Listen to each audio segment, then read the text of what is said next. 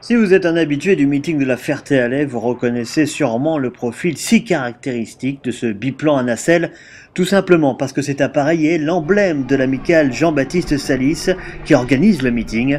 Il s'agit du Caudron G3, mis en service en 1914 dans un rôle d'observation lors de la Première Guerre mondiale, à une époque où personne ne croyait au rôle militaire de l'aviation.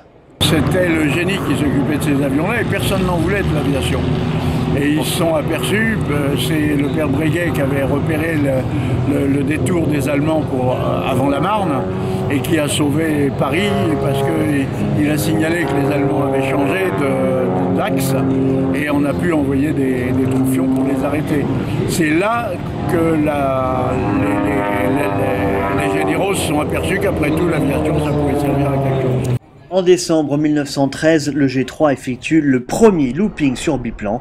En 1919, Jules Védrine, un as de la Première Guerre, atterrit avec un G3 sur une piste de 25 mètres sur le toit des Galeries Lafayette. Réputé sûr et solide, le G3 devint un excellent avion-école après la guerre. Il a servi d'avion-école beaucoup plus tard, évidemment, mais dans l'armée, il n'a pas dû servir beaucoup plus tard. Et les pilotes qui volaient là-dessus disaient, si on veut se tuer en Caudron G3, il faut emmener un revolver. C'est un avion très très sûr.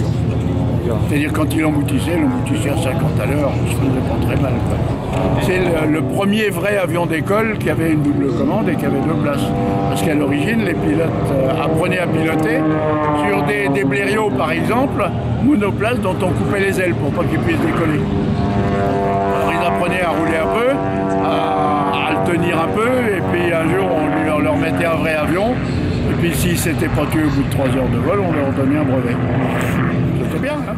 À bord, aucun instrument. Pour décoller, les pilotes utilisaient un ETV du nom de son créateur, l'ancêtre de la sonde Pitot, pour mesurer la vitesse de l'appareil. Pression de l'air qui agit ici,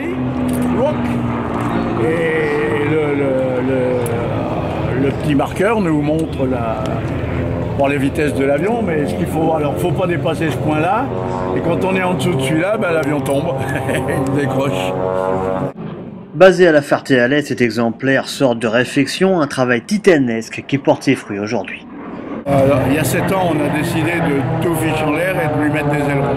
Alors on a refait complètement les ailes extérieures, la partie blanche là. On a tout refait, on a mis des ailerons, des câbles, les machins, les trucs.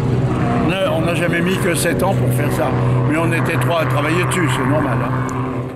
Produit à 2450 exemplaires, le G3 est aujourd'hui un avion centenaire.